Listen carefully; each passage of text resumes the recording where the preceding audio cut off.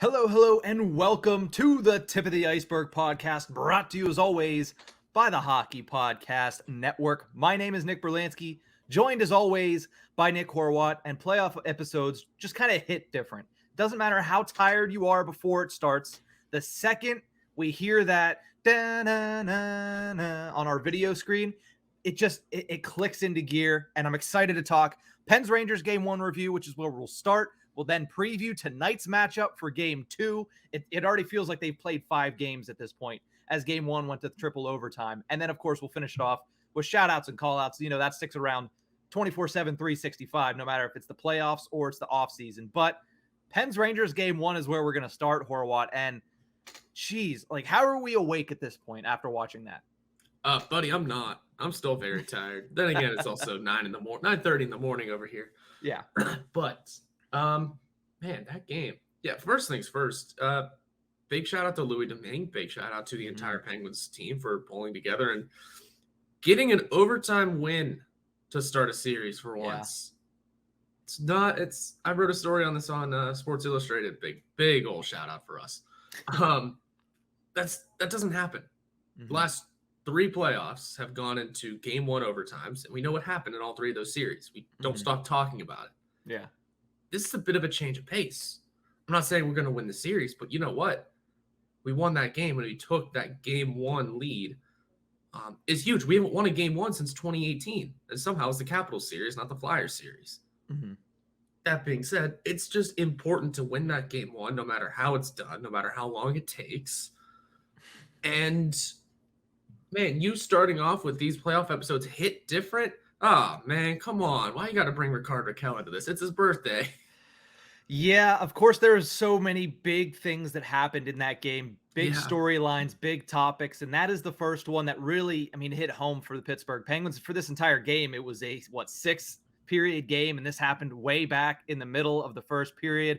Ryan Lindgren lines up Rakell, hits him from what appeared to be high in the head, left his feet. Rakell is down. Obviously, some of the images that they kept showing on ESPN, it doesn't look good with him being unable to get up, face down on the ice, having to be helped off by Crosby and another Penguin. I can't remember exactly who it was, but to first have it as a 5-minute major, go to commercial break, and then have Toronto come back and reverse the call, make it a 2-minute minor. I don't think refereeing was good at all in the entire game on both sides, but that was clearly the most blatantly missed call. Welcome to the NHL postseason, ladies and gentlemen. Yes. So here's another theory. Not only was that just a bad mishandling of the situation, in a normal NHL hockey game, how many penalties are called? 5, I would say, is probably the average. About how long is a normal NHL hockey game? 3 periods? Yes. How many overtimes did we play? 2.5. I don't even remember how long into the third overtime the Penguins scored. Law of ratio here. You mean to tell me they played almost a second entire game without a penalty? Now, in defense of them, it's overtime. Things slow down, get played way differently. But the NHL officiating is just bad. And I think anytime a game goes into a multiple overtime, you realize it because, again, law of ratios, there should be something somewhere just because there's always penalties. That being said, also, the fact that I was able to go to a concert and come home and finish watching this game, disgusting. Games shouldn't be going that long either. I texted you when Sum 41 went on stage, and I said, listen, you're probably going to be able to catch the rest of this game at home. And you were like, I doubt it. They just went on stage. And that was at the beginning of the first overtime. And all of a sudden, you're FaceTiming me in between the second and third overtime saying, yeah, we're home. The concert's over. So I guess we're ready for third overtime. Yeah. And you know what? That FaceTime worked out. I told you. Half the reason I did is because last time we did it, we won a game. So get ready for more FaceTimes from me. 2. Yeah, it was very reminiscent of not a Penguins overtime, but the Penguins have long overtime games that can be discussed. But I'm thinking more personally of the Tampa Bay Lightning, Columbus Blue Jackets overtime in the bubble when that game started. I think I was able to watch the entire first period. I was able to then go to my grandfather's birthday party and then come back and watch 2 entire overtimes. Yeah. It was very reminiscent of that. Granted, I wasn't able to start the game from home, go to the concert, and then finish it. But still, me and Megan had it up on our phones. We were watching. It's not like we weren't paying attention. Yeah. But like the show started at 7, puck dropped at 7. Yeah. And whatever show ended at 10:30. So whatever time the game went on till I was able to get home. It was quite impressive. It was almost midnight. I think it was like 11:48 at night whenever they finally scored. But just the entire game, it was like a soap opera of a game. Like we mentioned, I mean, the refereeing was not great. Early on, John Marino took an errant elbow by Alexis Lafreniere, who came in hot. I mean, the entire Rangers team came out like a house of fire. They were really good in the first period, especially, I mean, Ryan Reeves was making an impact. That was great on his part. He disappeared the rest of the game, but the kid line, as we'll talk about a little bit later, of Lafreniere, Hedl, and Capo Caco, they actually looked really good in that game. I know that I said that I thought that was the biggest mismatch for the Penguins, is that's probably the best bottom six line in this series. And they had a lot of good moments in that game. But, I mean, there's the Lafreniere elbow on Marino. On the same play as the Rakell hit, Jake Guentzel gets boarded at the end of the play, and the refs just kind of don't see it. And then on the Penguins side, I mean, there's a play of Crosby slashing Lafreniere way after the whistle in the back of the leg. There's a lot of missed calls there. But at the end of the day, that's refereeing. And you mentioned the fact that there were no calls in overtime in any of the 3 overtimes. I'm okay with that if you're going to be consistent with it. If you came out in the first overtime, made a call, made like 2 calls on one side and said, you know what, we don't want this game ending on a power play. We want it ending at 5-on-5.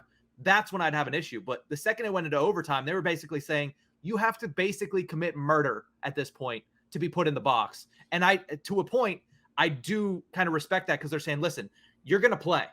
And the game is slower, so the danger for the players is a little bit lower than it would be in like a regulation if they decided to do that. And they were just basically saying, listen, if you guys can respect each other enough to not kill each other, we're going to let you play 5-on-5 until you figure this out. And I kind of respect that to a point. But in regulation, the refereeing was awful because it was inconsistent.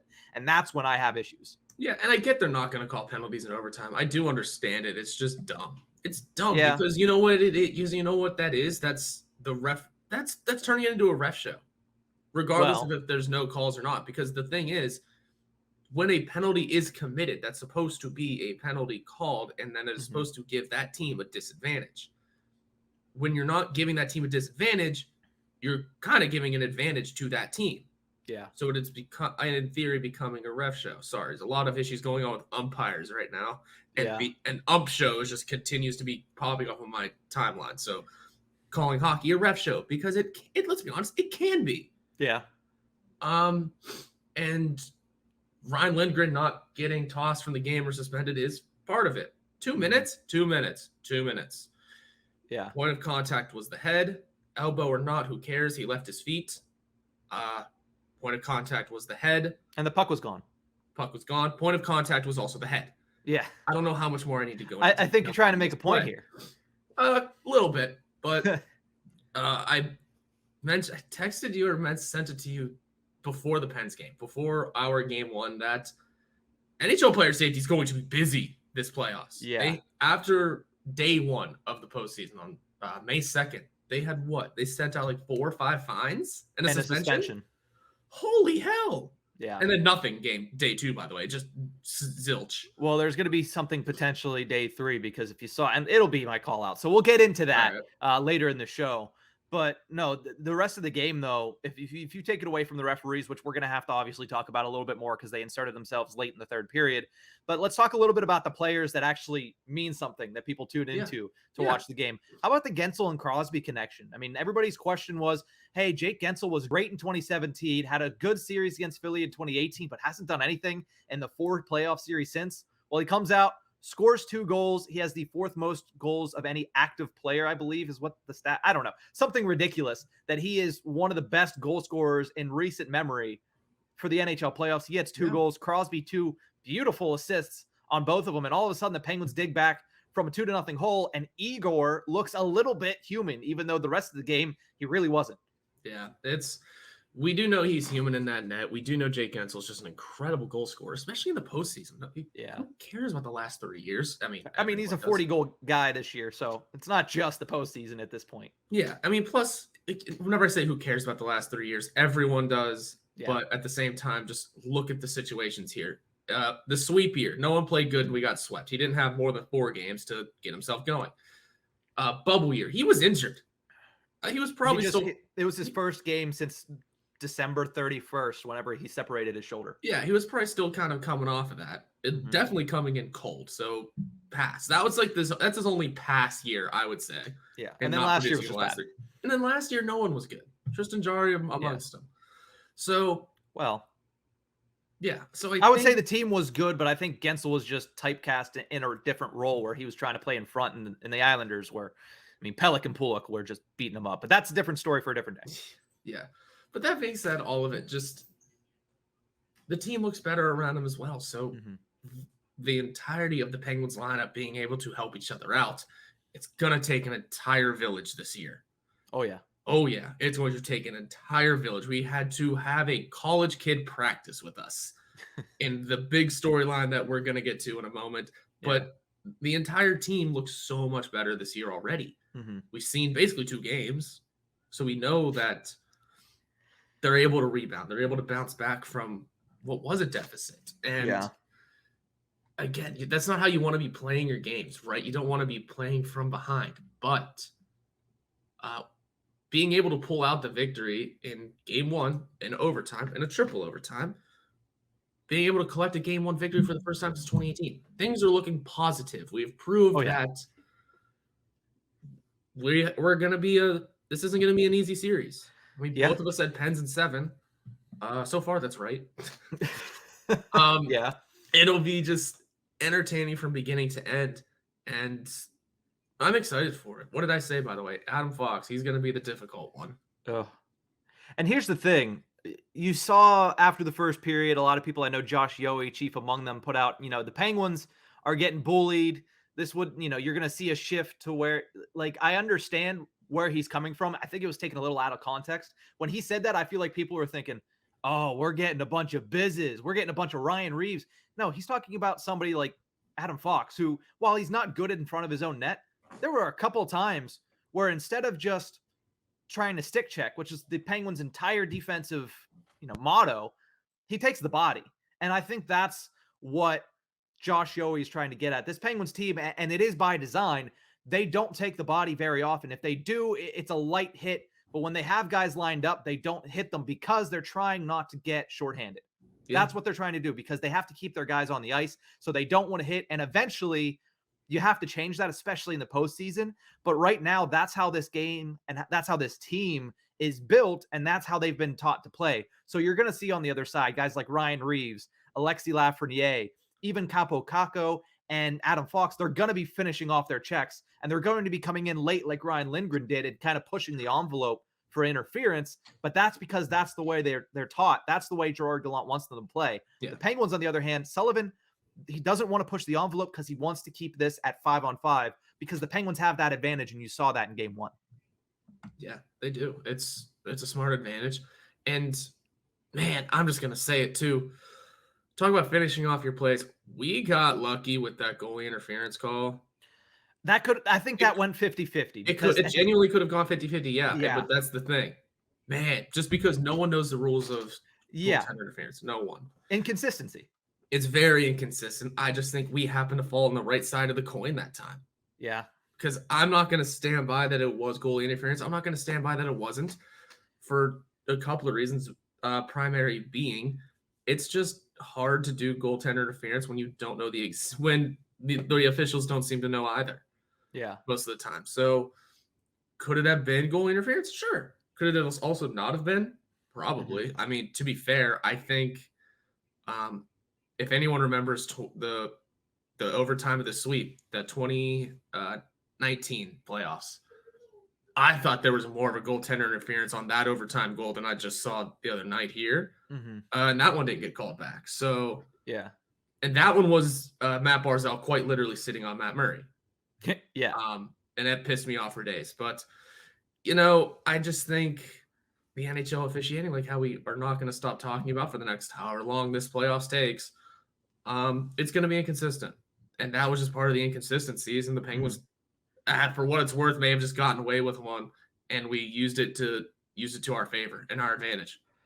I don't think it was clear either way, and that's the Right. thing. There's people on either side of the coin. There's Penguins fans saying, that was clear. I don't know why anybody's upset about that. And there's Rangers fans that are rightfully so saying like it was not. Like you could see Dumoulin push him. It's very close because there is contact between Dumoulin and it was Capo Caco. But Mhm. then Capo Caco, if he wasn't even touched, he probably still would have ran over Casey DeSmith at that point. It's very difficult, and that's why there's people that have probably played a lot of money in the situation room in Toronto. And that's the other thing. These referees, it is now given to them where they don't have to make this call incorrectly in the moment. Hence the reason in the first period where you saw, hey, it's 5-minute major. And then we're going to take a break because Toronto, that's what they can do now. We're going to reverse it because it's so much easier to call it a 5 and bring it back to a 2 than to call it a 2 and then to be like, yeah, by the way, now it's 5. And then the same thing here. They called it a goal. And then they said, all right, Toronto, we need a little bit of help because that's very close and hard to see in real time. And Toronto's going to make those decisions. And in this instance, one went in the favor of the Rangers and one went in the favor of the Penguins. It's just at the timing, it seems like it favors the Penguins because of when those two discrepancies happened. Yeah. Well, yeah, absolutely. But I still just think we may have just gotten away. We just got past with one. Yeah. And that's not even taking in the Rangers play into account because, or the Rangers hit into account because, yeah, I mean, was it Tim Peel? Was it Tim Peel last year? Whoever it was, I was literally caught on mic saying, I just need to make this even on call. Yeah, Tim Peel, who's no longer in the league. But tweeting a lot. Yes. That's a brave man right there. But I mean, to do it afterwards. He got burned. I don't blame him. Let's be real. He got burned for doing his job rather incorrectly. Yeah. He still got burned for it. Apparently he was on his way out anyway, but still. Yeah, but nonetheless, the other thing that I wanted to discuss really quickly, we don't have to get too deep into it because it is the Rangers side of things, but I did think that kid line, and I mentioned it on Monday before that game, I was like, that line's going to be an issue because you look at the Penguins bottom 6, and we'll talk about it in a little bit. Jeff Carter looked lost the entire game. Brian Boyle is a little bit, a step slower. So when these young, all first-round picks go out on the ice, they're going to have a little bit of an advantage, especially when it comes to speed and skill, because these are all guys that were expected to be top 6 guys within the first couple of years of their, careers. But instead, they're on a third line. And I think that if they can find finish, which I listened to Nick Zararis of Locked On Rangers. He was on with our friend Hunter on Locked On Pens, and he said that's their issue. They're great with everything except for finishing, which sounds like the entire Pittsburgh Penguins roster. But if they can do that, that's when they become an X factor in the series. And I thought they had it there late in the third period. It was a great play by Kakko, nonetheless, to drive the net. And then also to be able to, on the ground, just shuffle it over to Hedl the way he did. A lot of skill there. It's unfortunate for them that it got called back. But that line is going to be a factor going forward in this series. Yeah, they are. They absolutely are. Because, I mean, I'm just trying to look at the numbers here. I mean, Chris Kreider didn't have did his great job. Underlying numbers, and they really didn't score. I don't think they scored any goals, but they also didn't allow any goals. So they were okay. Yeah. The stat line and the numbers don't really factor in, but eye test wise, what I saw was pretty impressive from those 3. Yeah, and beyond them, I mean, Kreider got a couple, shorthanded one, or he got one. Sorry, Zibanejad got a couple assists. So their guys are also producing themselves, but yeah. It's always those depth lines. What do they produce or not? It is about just playing good, solid hockey, and that's exactly what they did. They could have had a goal themselves too. Again, 50-50 call going either way. Yeah, that's going to be a problem because even if your depth isn't producing, the Penguins have seen it. When your depth isn't producing, it's one thing, but it's another when they're not producing and being downright not into the game. Yeah. If your depth doesn't produce, but it is at least kind of driving an opportunity and swinging momentum one way or the other, because momentum is huge in the postseason, that's an effective line. Yeah. They don't have to put up points, goals, assists, even shots on goal. But if you're driving momentum and swinging and shifting the tides of the play, that's going to mean something to your team for whenever those guys who will do all of those things fly over the boards 5 seconds later. Exactly. It's the Reeves line in the first period, because that's part of the reason why the Rangers dominated the first period is because the Reeves line could go out there and they didn't score. They didn't have really any opportunities on Casey DeSmith, right? But they kept the puck in the Penguin zone and they forced the Penguins to play defensively for 45 seconds, 50 seconds at a time. And then they're big guns, Panarin, Zibanejad, they can come over the boards and face off against a tired Penguins team that has been on their heels the entire time, and the momentum especially. It is very important to have good shifts, even if you're not producing scoring opportunities in the playoffs. Let me just give a real quick shout out to Brian Rust.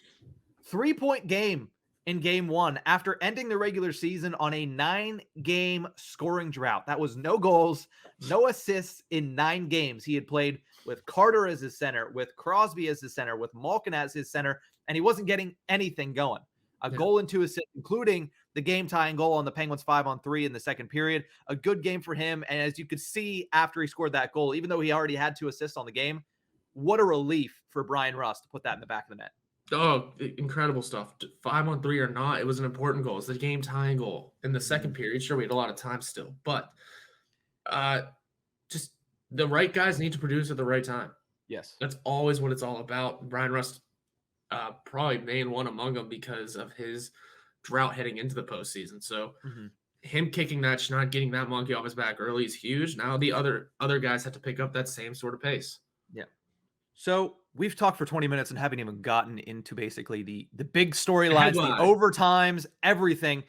Casey DeSmith's first playoff start. Fantastic performance, 48 saves on 51 shots. And then all of a sudden, and this goes into the refereeing as well, the play is stopped dead randomly. We don't know what for. DeSmith skates over to the bench looking fine. You see him talking to Chris Stewart and you're like, that's weird. You see him skate off the ice and say, that's weird. And then you see him limping and you're like, where did that come from? And then all of a sudden you hear Sean McDonough, who I hate to hear, but you hear Sean McDonough say, well, Louis Domingue is coming into this game. And you think, what?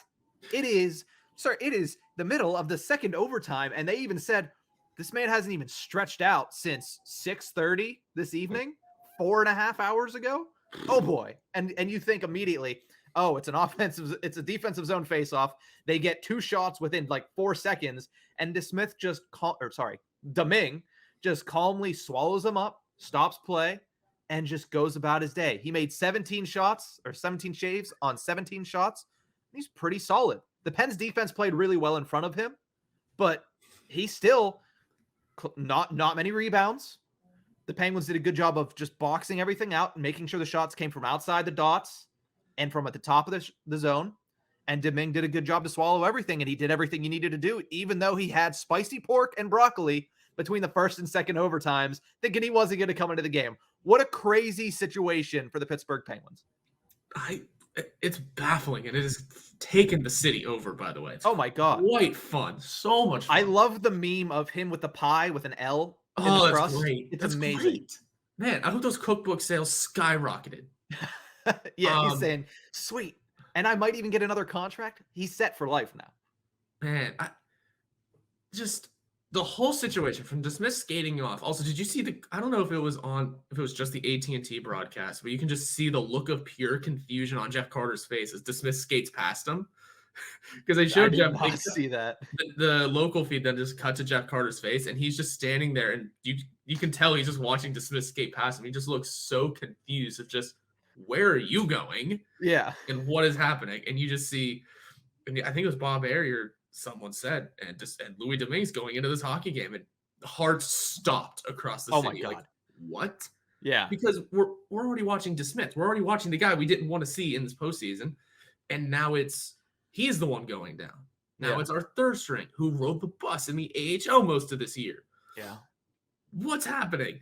And he goes in, immediately has to make a save, by the way. Pens lost that draw, and 2 seconds later, there was a shot on net.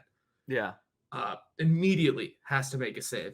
Mm-hmm. We don't know about the pork and broccoli thing until the end, but so be it. I think that adds so much more fun and just happiness and enjoyment to the situation. And a shout out to Mike DeFabo, who also went and found that place, and he's like, oh gosh, it says it's all good on the wall, even though he said not good after the game. So I don't know if this is real or not, or how true this is. I didn't look into it. I just kind of heard it while driving into work. I guess the NHL isn't, quote unquote, from Andrew Filipponi, so don't quote me. But the NHL is investigating what the Rangers were serving the Penguins during intermission, because in reality, you are the host of an opposing team. You can't just throw laxatives in their food. I'm not saying they did, but you get what I'm saying. Like, you have that ability though, because you're the host and you're the one providing. That sounds like a 90s storyline, or like we got them pizza, but we peed all over it, or like something Exactly. like that. Yeah, so I like well, the second he said pork, spicy pork and broccoli, I'm like, wait, don't teams usually just get like pizzas? Because I can remember the triple Usually. overtime in Detroit. I mean, they probably just got Little Caesars made for them right there. Yeah. Um, Ken Reggett was on the fan also shortly after that investigation comment saying he had pizzas during his 4 or 5 overtime game Against the against Flyers. Capitals. The other one. Oh yeah, there's so many. Yeah, we have quite a few. But he said they had pizzas there. So I don't know. They're New Like, York. They're trying to be fancy. and that was part of it too. I was like, it's New York. I don't know what else I expected. And it But might have just been him. that too, because Kasperi Kapanen said he had fruit. Yeah.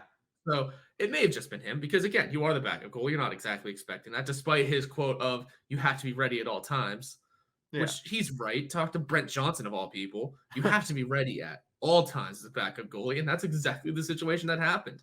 And just big shout out to him for 17 saves later. Evgeny Malkin has a ridiculous tip in front and makes up for a very not good game that Malkin had. It was a very Evgeny Malkin game. See, I don't think he had an awful game. I think there was one thing in particular that stood out to everybody, and that was whenever it was a 2-2 game, the Penguins are on the power play, and he basically looked like his controller died at the point. Crosby won a face-off. Zibanejad walked right around him. And then I saw somebody diving back into the play to try to get to Kreider, and I was like, oh, Malkin came back. And I was like, oh, no, that's Jake Gensel, who was 10 yards further away than Malkin when the play started, came back, and obviously great effort by Gensel to try to get back. I thought he bruised or broke his nose by the way he dove down onto the ice. But like that was a bad look for Evgeny Malkin. And then right after that, he made the assist to Rust. I thought he had a half decent game. I don't think he was in the mode to take over the way that he normally did, but I also think similar to Chris Letang, like Chris Letang played 40 plus minutes in this game. Like these guys played very defensively responsible, and that leads to the expected goals for in each period. If you look at it, and I posted this on Twitter right after the game, I said the first period, which was the Penguins' seemingly worst period, they still had 45% of the expected goals. But then it was 89% in period number 2, a period in which they won, what was it, 3-1? They outscored them, or 3-2 or something like that. Nonetheless, they outperformed the Rangers heavily in the second period. Third period, it was 68%, which is still ridiculous. The first overtime was 39%, but it was very low event. And then it was 61% in OT2 and 77% in OT3. The Penguins outplayed the Rangers vastly at 5-on-5 for 4 of 6 periods. And it's not even that it was close. It was the fact that when the Penguins won them, they won it by a lot. When they lost by a little. Yeah. Yeah. And you're right. Letang played 46 minutes. Jesus. That is how much? What was the time on ice? 44s for 44-28 exactly for both Adam Fox and Kadri Miller. 2 more minutes than anybody else on the ice aside from goalies, and 8 more minutes than Mike Matheson did, who was second on the Penguins in ice time. Yeah, Matheson also had a really good game. Yes. So, damn, Chris Letang needs to chill, take a break, man. But I don't know, he gets it. But yeah, just absolutely incredible stuff all around, and the Domingue stuff's not going to stop, especially now that Dorio did get called up from Wheeling. I haven't looked for updates. It's only 10 o'clock. I doubt there will be anything new on maybe a morning skate that DeSmith shows up at, but other than that, I mean, they're day to day. Everybody's day to day, and that's what you're going to get from Mike Sullivan. I don't even think you're going to get game time decision for anybody anymore. I think he's not tipping his hand to Gerard Gallant. He's just going to say day to day. You don't know who's going to come out there, and if you're basically going to have to pay attention to who's in full contact, who's practicing hard. And yesterday that was Jason Zucker, which we'll get to in a bit. But realistically, I mean, we've gone through basically this whole game. I have a couple other notes, but when it ended, it took me a second. Like I didn't have a crazy reaction initially because I was like dead on the couch. I was sitting there like, this game is not going to end. Both teams were playing it so safe. Igor Shesterkin was a wall the entire game. I mean, the guy made 79 saves on 83 shots. The second most saves in any NHL game behind Jonas Korpisalo. You already mentioned that game between the Columbus Blue Jackets and the Tampa Bay Lightning. What I find interesting is that also makes the Penguins the team that had the second most shots in an NHL game in NHL history. That Columbus game was 5 overtimes. Yeah. This Penguins game was 2.5, and they were 5 shots short. That's how dominant the Penguins were once overtime kicked in. Realistically, once the first period ended, they were throwing everything but the kitchen sink at Igor Shesterkin, and he was just carrying that team's carcass through the last half plus of that game. Yeah, because how many shots on goal did the Rangers have in total? I think what was it? 68. Yeah, 68. 68 so 83 to 68. Oh man, yeah, that's damn impressive. Not a single skater on both teams failed to record a point, a shot on goal. Yeah, just exactly how it should be when a game goes that long. Yes. And what do Shesterkin and the other goalie? His backup, Georgiev? No, the Korpisalo have in common. Those big numbers came in losses, ladies and gentlemen. Yep. You know what your defense has to do sometime? Shut it down.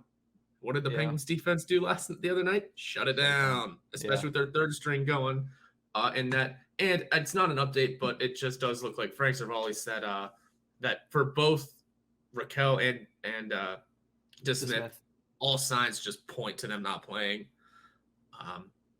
Domingue's going to start for game 2, likely because of called up backup Alex Dorio. Yeah. Whereas also he gave a little progress on Jarry, which is he's out of the walking boot. Yeah. And could still return in round 1. Yeah. We'll talk about all the injury stuff in segment number 2, but it is an encouraging sign for Tristan Jarry based on what we heard from Sullivan and from that report from Frank Cervalli of the Daily Faceoff, I believe is who he is. Yeah, he's with the Daily Faceoff now. I thought so. But nonetheless, props to Igor Shesterkin. The Penguins did beat him 4 times, which was the same amount of times they beat him in all 4 regular season games. Yeah. But still, it wasn't easy for them. And we'll talk about that a little bit more going forward as to what we need to see from the Penguins. I do want to, lastly, before we move on, because this has been a very long and lengthy game review. Well, so was the game itself. So was the game. So it's apropos. But Evan Rodriguez, Kasperi Kapanen, and John Marino, gold stars all around. Like I mentioned it to you, and I posted it on Twitter. I said, listen, Evan Rodriguez didn't do anything ridiculous. He didn't do anything that's going to be, phoning home about. He's not going to be on SportsCenter for any of the plays he made. But I can count on one finger the mistakes that he made. And the only mistake that he made was one time when the puck came out from the back of the Penguins net. He tried to shuffle it towards Casey DeSmith and almost shuffled it into the back of the net. But other than that, he was steady as it goes. Every time it touched his stick, he was going to make the right play. It's not that he just, got beat and dumped it in. He made the right play. He sent it in the perfect corner. Everybody was able to get a change. He held on to the puck the perfect amount of time. He got shots on goal. He was really effective. And I know it might sound like I was focusing on him particularly, but I wasn't. It was just the fact that every time he touched the puck, and it took until like midway through the third period, I was like, Evan Rodriguez has played a very solid game. And the same goes for Kapanen, who was thrust into that second line role, and John Marino, who was just absolutely brutalized in the first period, yet made all the right plays in the world up until and including that triple overtime shot on goal that led to the Penguins having this 1-0 series lead. Yeah. I had focus on them. I wasn't able to watch the whole game, but I planned on focusing on those two, at least for the first 2 games, just because it is massively important that those two turn their game around and return to their old form. Again, like I said, I wrote a story for this at Sports Illustrated. It's the way both of those guys at one point used to be just key contributors on this team. Kapanen's was last season, though. So his is a little harder to come by, but still, he had 30 points in 40 games? Something stupid like that. Who, Rodriguez? Kapanen last season. Yeah, something like close to that, yeah. Something around that. That's really good. And he was injured and missed the beginning of the season in a shortened season. That's the kind of stuff we wanted to see this year, and we didn't get it. Then, like how many times I had to mention, Evan Rodriguez was automatic at the beginning of the year. He's done nothing since then. Yeah. He's got to refine that game if this team wants to be good. So does Kasperi Kapanen. If those two start contributing, game over for everyone. I don't care who's in front of us. Because sure, the Lightning were able to come back and win against Toronto. They looked bad in game 1 against Toronto. We know Toronto is Toronto. Florida Are you kidding me, Florida? Are you kidding me? Yeah. I could run down. I'm not scared of anyone in this league anymore if those two can pick it up. Yeah. And if you continue to get the performances that you got from Crosby and Gensel in game 1 too. That's also saying hopefully Jarry's back soon, because I am still a little faulty because Louis Domingue, as much of an angel as he was to come into that game and collect the victory, his first career playoff victory in his second career playoff game, huge. If he is able to hold on, if we're able to somehow squeak out a win tonight with Louis Domingue in net, all hell's breaking loose in game 3. All hell is breaking loose in game 3. Yeah, no, it was a crazy win. It was an important win, as you outlined in your story on Sports Illustrated and on the podcast here today. It just, they've lost all 3 of the past 3 seasons in the first round, but they also lost in overtime in game 1. It did not happen this year. Good win for the Penguins. They're up 1-0 in the series. We're going to take a quick break. When we return, let's talk about game 2, because tonight, Pens Rangers game 2, just as important as it was on Tuesday evening. We'll get to that right after the break.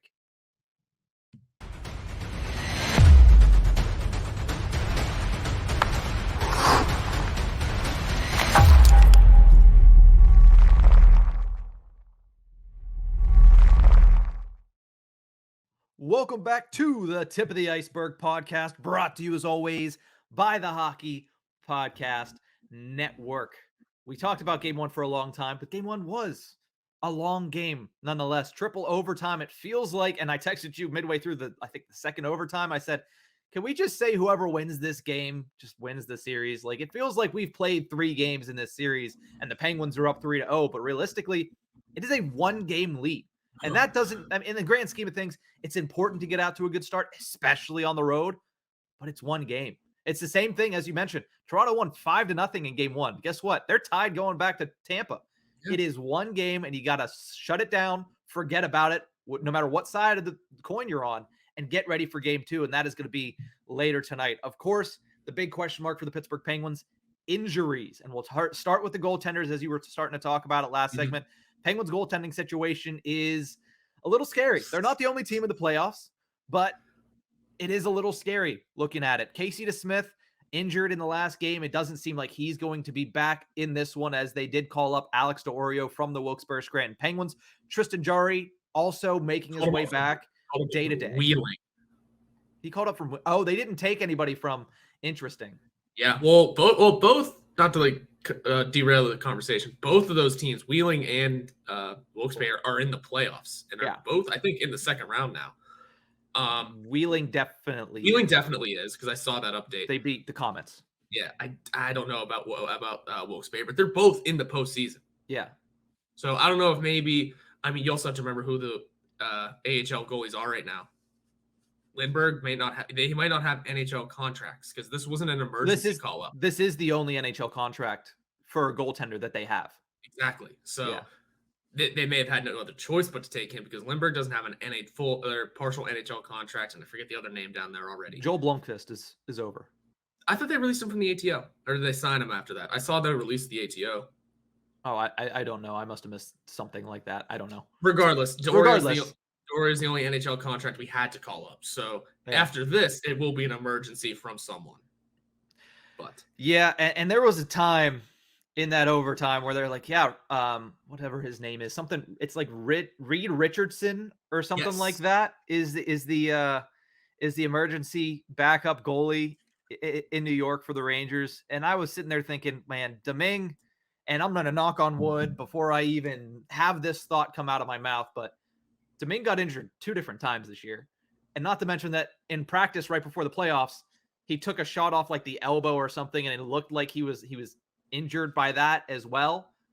Didn't amount into anything. It was just kind of maybe like a stinger, or like got him in the wrong spot and felt weird. But I was like, please no. The last thing that anybody wants to see, no offense to the David Ayers of the world, the last thing that anybody wants to see is an emergency backup goalie in triple overtime of a Stanley Cup playoff game. And for what it's worth, it is Reed Robertson of Division III, Manhattanville College. Manhattanville? Yes. He is from Plano, Texas. He's 6'6", by the way. He's taking up space. Yeah, senior and majors in business management. He's bigger than Casey DeSmith. Yes, and Louis Domingue, I think. Yeah, that's a large human. Yeah, but so he's a big guy in that. You got that going. Bob Harry will love him. Yeah, but we won't get to see him because Dorio is called up. Yeah, Domingue's well, we hope to not see him. We hope to not see him. Yes. When I heard that name, Reed Robertson, you said, right? Yes. I was thinking of, and I know you're not a superhero fan. I was like, well, it'd be better if it was Reed Richards, who I'm pretty sure is the guy from Fantastic Four. Okay. So I was like, yeah, because he can like extend, and he's like Elastigirl in Fantastic Four. I was like, that would be better because he has the extensions, but he is 6'6", so he kind of has that going for him anyway. But nonetheless, the updates, like we said in the first segment, all day to day for everybody involved, not just the goaltenders. But it is encouraging that Tristan Jarry is not yet back on the ice, but he is continuing to rehab off the ice. And as you mentioned, Saravalli said he's out of the walking boot. The normal length for a broken bone is 4 to 6 weeks, is what I heard. And today is 3 weeks to the day that he got injured. So week to week was what the initial prognosis. Day to day is now the prognosis. I still think that my initial thoughts from a couple of days ago when I said probably game 5 is when I think that is going to be the earliest that you're going to see him. If it's earlier, I love being wrong in that instance. If it is later, then I'm going to hate being wrong. But nonetheless, I do think that around game 5 is when we're going to actually start to see Tristan Jarry getting ready to potentially make that return. Well, for what it's worth, if it is game 5, we know we'll get a game 5. If not, we know that's round 2. Yeah. Right? Let's build some confidence, boys. Yeah. If you're not at game 5, then you're already in the second round. And at that point, he should be fine. He should be fine. But nonetheless, it is still a precarious position for the Pittsburgh Penguins. We'll see what happens with Louis Domingue in game 2. He will get the start. Alex D'Orio will be the backup. And hey, whatever his name is, Robertson, he'll be waiting in the wings, eating some spicy pork and broccoli, hoping to get his chance to get into an NHL playoff game. Other injuries, Rakell, obviously upper body, obviously a head injury. Yeah. Being considered day-to-day, still being evaluated. I would genuinely be surprised if he returns at any point in this series. I think so too. And I think the problem is, and the reason they can't give a better prognosis, I said you're not going to get anything but day-to-days from Mike Sullivan. I think you're going to get probably week to week from Rakell, is the same time whenever you get a leg injury or anything based on a blunt force trauma, your head or whatever area is injured swells up, and you have to wait for the swelling to go down to actually see what damage was done. And I think that's what they're waiting for with Rakell. Yeah, it's not ideal. Yeah, at all. And he was supposed to be key to this postseason too. Yeah. And honestly, listen, there is a drop off in my opinion from Rakell to Jason Zucker, who we'll talk about in a little bit. But you really would have liked to see Rakell be able to it's good that Kapanen was able to step in and do what he did in game 1. But Rakell was so good for the Penguins since he came over in that trade, and you just hope to hopefully see him play again. Not only that, but hope that he's okay enough to play again, and that he's not severely injured, is what it looked like. Yeah, I mean, when you need help off, that's the first bad step. Yeah. So I don't know, not ideal for Rakell. He was supposed to be a huge piece. Mm-hmm. And that could be important. Yeah, Jason Zucker is returning, but still. Mm-hmm. So let's talk a little bit about Jason Zucker. He returned to an optional practice for yesterday, but in a full contact jersey. He was taking contact, and usually what that means is he is on the verge of returning to the lineup. He did get that practice in, which speaks to the fact that he might be in for game 2 tonight, which would help out the Pittsburgh Penguins and not have to. I mean, I like Drew O'Connor, but I would rather have Jason Zucker back in the lineup to fill in that role, especially when it's Rakell, a top 6 guy, going out. So Zucker could return tonight. If not, we fully expect him back by at least game 3 on Saturday. What does Jason Zucker add to the lineup for this series? I would say the same stuff that Rakell could have added. Just that step of speed that is going to be above a Brian Boyle. The shooting ability that for the Penguins are going to need, especially with Jason Zucker. We know he has that shot. You have to find ways past Shesterkin, and I think Zucker's going to be a guy that can do it.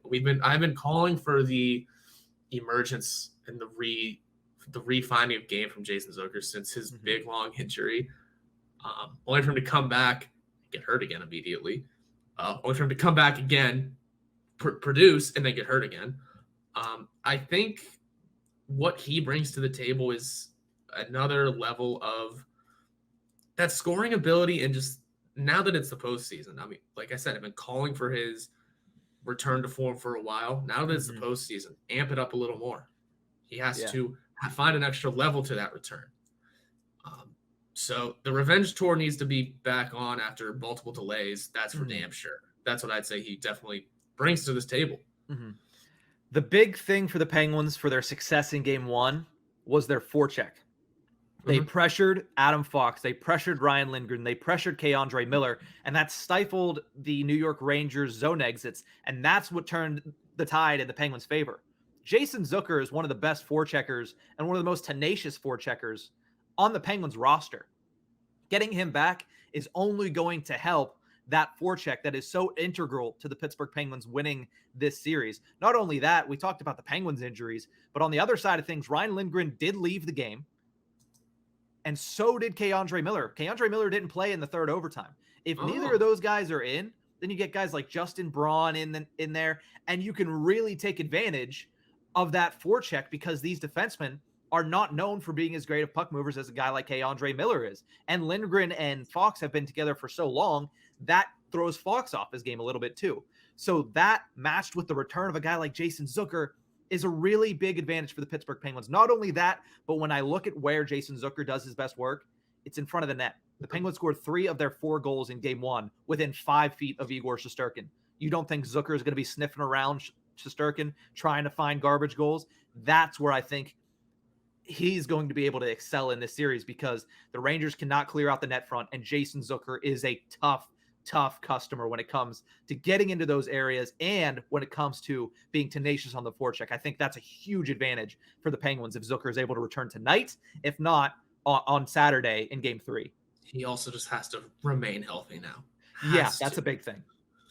So I'm excited. I'm back to being excited again. Despite injury luck, you know what? A defense will tighten up in front of a backup goalie.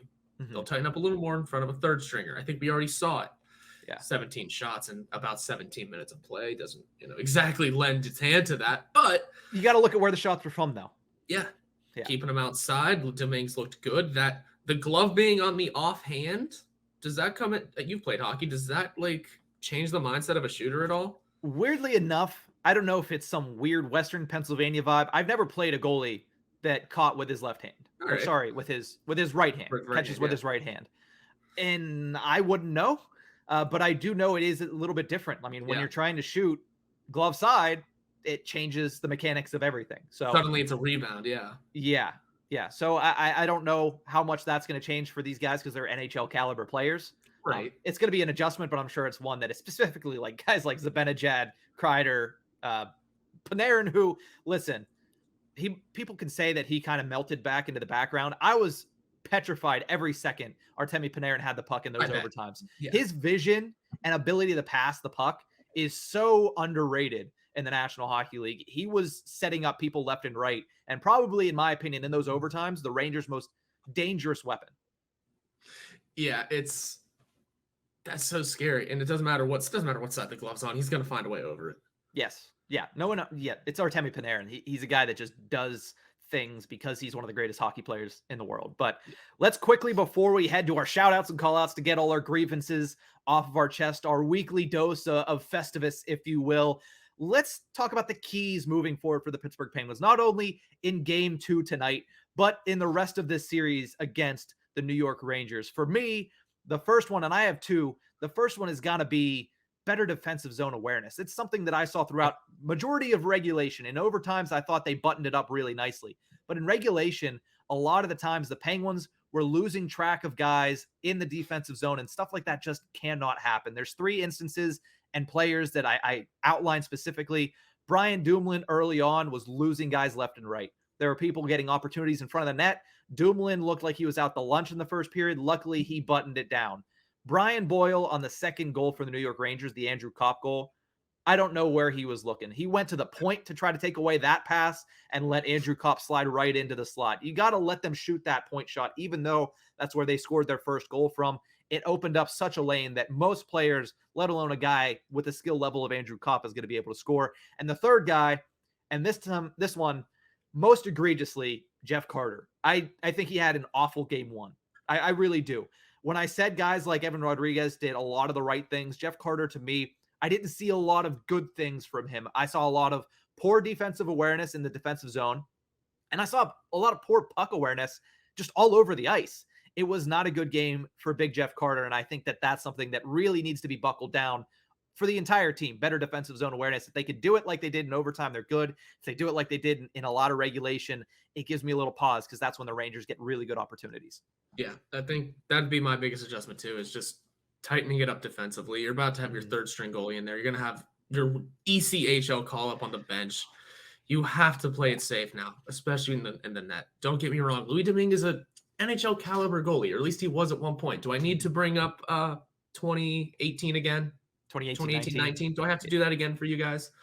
Again, I get it. He was behind the record-breaking Tampa Bay Lightning because the underlying numbers of that season aren't the greatest for him. But yeah, no, he was carried to that record. But the fact that he was able to be carried to a 21-5 record for a backup. Yeah. I can remember conversations being legitimately had of if his record should give him Vezina votes that year. Looking at 26 games played, 21 wins. You know what? There's a conversation to be had there. Yeah. For what it's worth. And what do I always say about backup goaltenders? I don't need you to be Igor Shesterkin. I need you to give the team a chance to win. Yep. Louis Domingue has made a career of doing that. Yeah. And he can do it again. He has the opportunity to do it again. Yep. It's frightening. But yes, the biggest adjustment is going to be just making sure those shots stay outside, that he's able to see the pucks in front of him, and that maybe he can eat a little healthier and maybe a little more on his game. But you know what? Not be holding back a massive diarrhea the entire time he's in the game. Yeah, and then maybe the NHL investigation that I've been rumored to hear can pull through. But I don't know. I was impressed with his play regardless. I just I want to not be shaking in my boots every time the Rangers are in the zone. Yeah, and I think that's what he provides, luckily enough. The other thing that I would like to see going forward, I think it's a big adjustment for the Pittsburgh Penguins, is to continue to hammer home at the net front. I think they did it a little bit in game number 1, hence the reason they scored 3 out of their 4 goals within 5 feet of Igor Shesterkin, including Malkin's triple overtime winner. But that's the only way you're going to beat this guy. The only goal that went in off basically a straight shot coming into the zone and shooting was Jake Gensel, and he was even like 8 feet away, but he just was in all alone and made a really good goal scorer's goal. Plus, you got to keep the Rangers to the outside. They did it in overtime. If they could do that moving forward, I know it's easier said than done. It's a tough style to play, sitting in front of the net front, but the Rangers are poor at keeping people away from the front of the net. If they're down 2 defensemen, that's going to make it even worse for them. And that's the only way you're going to beat a guy that's playing the way that Igor Shesterkin's playing. So continue to hammer home the net front as well. Rip those shots on goal. Yep. 83 is an impressive number, despite how many periods it is. That's an impressive number. And you pace that out to 5.5 periods or so. What is that? I think they had over 110 shot attempts. Yeah. That's ridiculous. Yeah. No, that's the kind of thing that needs to be replicated every game. Yep. Regardless 100%. Of how good or bad the shots are for you. I get that on the opposite end, you want their shots to come from outside, but hey, you know what? Your shots from the outside too. They're all shots are good in the playoffs. Yes, 100%. I mean, in the playoffs, especially you get into the overtimes, they talked about it extensively on the broadcast. You get into the overtimes like that, any shot can go in. You knew it wasn't going to be a dazzling Michigan goal whenever you're in the third overtime. It was going to be, it's going to get thrown in the net. It's going to hit something weird and it's going to go in the back. That's how it's going to end.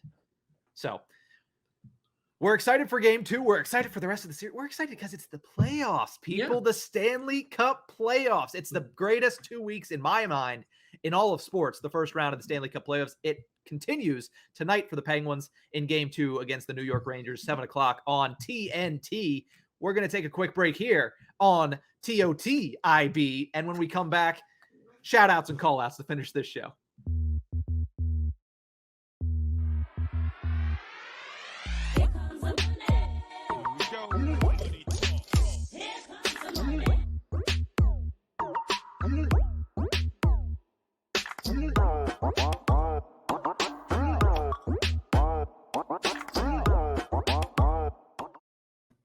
Welcome back to the Tip of the Ice-Burgh podcast, brought to you as always by the Hockey Podcast Network, as well as DraftKings. Make sure you use the promo code THPN at the DraftKings Sportsbook app for great odds and even better opportunities. I believe, and you would have heard this if you're listening to the podcast version in the first commercial break, I believe it is a $5 bet nets you $100 in free bets. No matter if the team you bet on wins or loses. That's a great deal. Like, if you're just getting started, that's a great way to build it up, and then you can play with house money. That's a lot of fun. So, again, promo code THPN at the DraftKings Sportsbook app. All right, let's do some shout-outs and call-outs. I don't know how many of yours center around the NHL playoffs. I know I have one in the playoffs and one that you're not going to really give a shit about. So I'll start with the one you don't give a shit about, and that's my shout-out. I'm shouting out Oscar Isaac. The guy put on the performance of a lifetime in Marvel's Moon Knight. Episode 6, the season finale, aired on Wednesday. I watched it. My biggest question was, can they land this plane? Can they close this series? I'm sure it's not going to be the close of the series. I'm sure there's going to be a season 2. Could they close this season off and make it my favorite Marvel Disney Plus show yet? And they did. That is number 1 for me. I know you haven't watched any of them, but for the Marvel fans that also follow this podcast, Moon Knight's number 1 for me. Loki's number 2. WandaVision's number 3. That's how I rank the top 3. But I really liked Oscar Isaac's performance in this one. 10 out of 10. Would recommend. The fact that, he played a guy with DID. I can't remember what it stands for now. Something identity. It's an identity disorder where basically you have a couple identities living within yourself mentally. The way that he was able to play 2 entirely different people, especially in that last episode when it bounced back and forth so much, it was encapsulating on screen. I really enjoyed that performance, and I really thought that he really took it to another level. And he said he did a real good and real deep character study for this one, and it was right on. It's not your cut and dry superhero storyline. It was actually very, very unique and different, and I loved it. Method acting. I don't know if it was method acting, but it was a deep character study for him. And the twist at the end, if you haven't seen it, I won't spoil it, but we're going to get Oscar Isaac performances for at least another season. It's going to be ridiculous. Method acting can be dangerous, especially when it's a role like that. Yeah. I think Heath Ledger's taught us all that method acting can be dangerous sometimes. But anyway. Jim Carrey as well. Yeah. Well, he lost his mind there for a couple of years. Yeah. I think he's starting to retire soon, too. But anyway. It's always fun learning about stuff that I don't know anything about. I've heard that name before, though. Oscar Isaac, so it's entertaining. That being said, let's switch it to hockey. Mm-hmm. Yeah. For my shout out, it has to be Louis Domingue, does it not? Does it not have to be? It just has to be. We talked about it. We don't need to go too much further into detail. But it's his net now for the time being, it looks like. Yeah. Because I don't want to give it to Alex Dorio, who's never played an NHL game in his life. And can we call Maxime Lagacé back? No, but the AHL Penguins did just sign someone to a PTO in net. So okay, hey, there we go. Options, baby. Keep the options open. But yeah, I'm just shouting out Louis just because it has to be. He's the King Domingue in the city right now. Louis legend, whatever you want to call it. All eyes are gonna be on him on Broadway tonight, and under the bright lights. Let's see how it goes. We got a series lead, which it's an important game, no less, but we're playing with a touch of house money with a 1-0 lead. Yes. Yeah, it's always nice to play from out front. So I love that as well. King Domingue, Lord Louis, whatever you need to call him. Gotta love the storyline there. It's one of the best storylines at the beginning of the Stanley Cup playoffs that is chock full of them. Similar situation to the Pittsburgh Penguins happening down in Carolina. Freddie Anderson, the starter, missing the start of the postseason, still trying to come back from that. Antti Raanta gets absolutely truck-sticked by David Pastrnak. So then you get the rookie, Pyotr Kochetkov, or however you say it. Pyotr was in net. He played a fantastic game against the Boston Bruins. The Hurricanes go up 2-0 in that series, but that's not who I'm calling out. I'm calling out Brad Marchand. My guy, stop being such a piss baby. He goes after Kochetkov. He slashes him in the shoulder or whatever you have it. This guy cannot be helped really. I mean, he wakes up in the morning and somebody like pissed in his Wheaties every single day. I don't know what is wrong with this guy going after goaltenders. Realistically, their entire organization and going after goaltenders. But the Hurricanes are down to their third string. That was an awful play by David Pastrnak. I'd have to watch it again, but it didn't look like it was impossible for him to get out of the way of Antti Raanta. Punched him in the face. Yeah, it was not good. And then took his leg out. And then took his leg out. And, honestly, I don't want to say it's kind of sweet justice, but Andrei Svechnikov absolutely laid a legal hit on Hampus Lindholm. Unfortunate to see the way, Lindholm was out like Rakell was out, so you hope for the best for him. But when you're going to start stuff like that, the way that the Bruins did, it's going to get physical. And Svechnikov laid the lumber on Lindholm, snapped his stick in half. And then that one, to me, it was similar to the Rangers hit on Rakell, but I'd have to watch it again. Like I said, I didn't get to see too much of it, but it looked like a much more legal hit. It looked like his skates were on the ice. It looked like he didn't extend, and it was the shoulder, and the primary point of contact was the chest and elbow of Hampus Lindholm. But honestly, it's getting very physical across the entirety, especially of the Eastern Conference, which is surprising, for the entirety of the Stanley Cup playoffs. And the Bruins are doing Bruins things and doing some stuff a little bit undesirably. But nonetheless, I still have my I still have my faith in them to win this series because I had Bruins in 7, and as I always like to say, a playoff series does not start until a team loses at home. Well, you see here. They haven't. They can come back, win 2 games at home. All of a sudden, it's 2-2. Series does not truly begin until a team loses at home, which happened a lot already in the playoffs, but it has not happened in that one. Yeah. So what was that? Just conversation we were having after the shout out, or did you have a call? That's my call out. All right. That's right. My call out's Brad Marchand. I did throw you did mention that quietly, but so much other talking. How about that effing save? Yeah. No, my call out, I could call, there's so many things I could call out. You're right. Marchand up there, Pastrnak himself for just being an a-hole. Teams that still decide to wear their third jerseys in the playoffs, I still don't like that. Edmonton, Carolina. Yeah, but I like Carolina's. The fact is they do that every year. It's not just a one-off. They've done that every year for the past, 3-4 years? I know, but I still don't like it. The Penguins did it, and I didn't like it. I don't know. You also just didn't like the Penguins jersey. No, I did. Last year. I forgot about last year. The yellow jersey. Yeah, last year I didn't like it. I was talking about our cup win in 16 when we also did it. They were also going to that full time. Yeah, so there was a bit of a reach there, but I still, I don't know. That's just me. Also the fact that we won the cup in our Vegas gold and the banner is yellow. Anyway, OCD. But I'm actually going to call out something that not happened, but is going to continue to happen because they're not going to change anything because if I said it off the ice. Sportsnet's broadcast because I have to watch on streams because ESPN Plus is weird. Yeah. Have you noticed that their intermission talk happens at a round table and you don't see everyone's face? I think it's trying to be more conversational. I haven't really. I watched the Toronto game a little bit last night, but during the intermissions, I also had to work for my other job. So. Yeah. But guess what? It's more conversational to them and them only. Whenever they cut to the outside shot and you see the 4 of them sitting at this oval-shaped table, they're all facing each other, and you see 2 of their backs. Yeah. What is this TV? Also, they don't put up lower thirds to name who these people are. They don't. They did a betting segment because I usually watch this stuff on mute and have other things going on in the background. They did a betting segment, and I'm like, who are these 2? They never put up a lower third. I didn't take my eyes off the screen the entire time. I'm waiting for a name to pop up. Is that not the first thing they taught us in broadcast?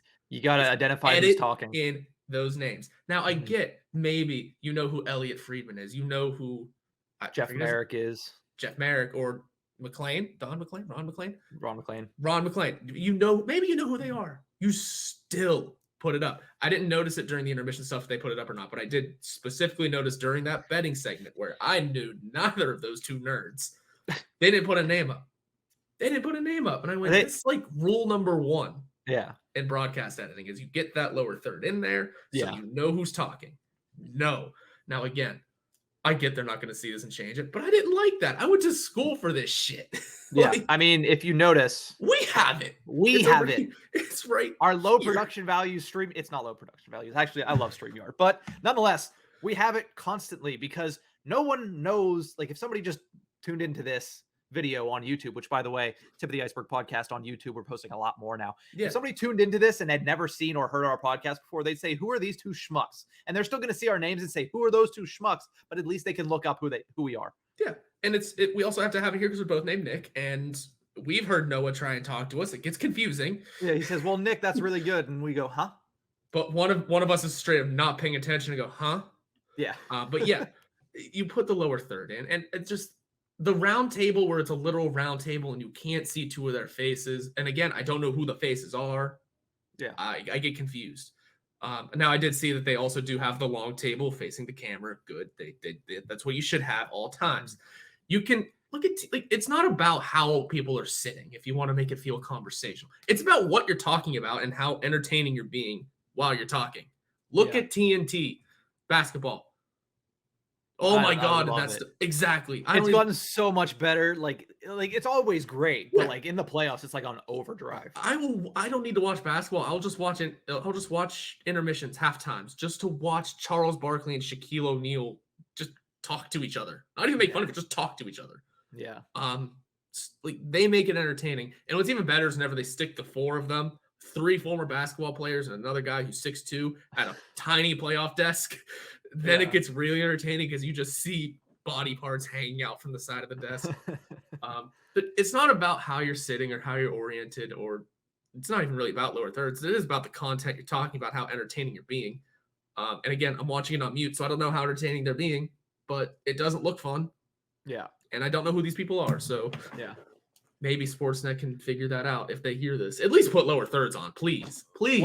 Well, tonight for the Penguins game, you'll have Biz Nasty, Rick Tocchet, maybe Wayne Gretzky in there, along with Liam McHugh, who I've really enjoyed Liam in this new role. I think that they're letting him do a lot more stuff. And it is only year 1 for both ESPN and TNT back in this, so you have to imagine they're going to make some adjustments and make some improvements. But nonetheless, I mean, hell, the one thing that bothers me is I watched so many games. They said they had over 1,000 out-of-market games on ESPN Plus this regular season. I probably watched at least like 200 to 300 games. Damn. That were not Penguins games. Not to mention the fact that I got every other Penguins game because I would just throw these things on, and sometimes, which would be great in the postseason, you could do a 4-screen so easily. Guess what? Split screen, 4-screen. Now I can't because everything's on ESPN, ESPN 2. Yeah. Waiting for ESPN 8 The Ocho by next year. And then also on TNT and TBS, which is what's going to happen tonight. Also, I know we're going a bit long here, but the fact that TNT is still going out there today and posting things that says the playoffs begin tonight on TNT. It's like they began 4 days ago. Can you please just change your verbiage? Because that is horrendous. Teams are already up 2-0. Teams are already up 1-1 or tied 1-1. Only one series that went up 2-0, and that was the Carolina series. Yeah, you just can't do that, especially because it's hockey. You are only going to have your diehardest of diehard people watching anymore. Well, no, playoffs, everybody watches. I reversed that. Yeah. Regardless, come on now. Mm-hmm. People are going to tune into TNT and be like, it's playoffs started tonight. Cool. Game 1. This is game 3. This says Penguins lead 1. There's a triple overtime game. You said today it started tonight. I know you may have missed the most entertaining game of the playoffs already. Definitely the most storylines so far. Yeah. So much could happen. If that was just day 1, well, that was day 2. But if that was just game 1, strap in. Yeah. Yeah, it's going to be crazy. But nonetheless, that is going to do it for this episode of the Tip of the Iceberg podcast. Tonight, game 2, Saturday night, game 3 at PPG Paints Arena. So let's see those Penguins fans get out and get rowdy for game 3. Hopefully the Pittsburgh Penguins will have a 2-0 series lead, and we'll talk about it on Monday's episode of the Tip of the Iceberg while we preview Monday night's game number 4. Again, hopefully the Penguins are up 3-0. It would make it a very pleasant experience, but nonetheless, we will be here. We'll be breaking down all the action, breaking down all the storylines, and if you want more from us in the meantime, the website's launched. si.com/NHL/Penguins or at InsideThePenguins.com. Our writing is coming out fast. It's coming out furious. It launched yesterday, and we each have, I think, 3 or 4 articles out already. So I think I have 3 too. But nonetheless, a lot of content coming your way. Thank you so much for everybody that has supported us up to this point and that will hopefully continue to support us as we go forward. But that's going to do it for this episode of the Tip of the Iceberg podcast. We'll see you guys on Monday Have a great weekend, Penguins fans.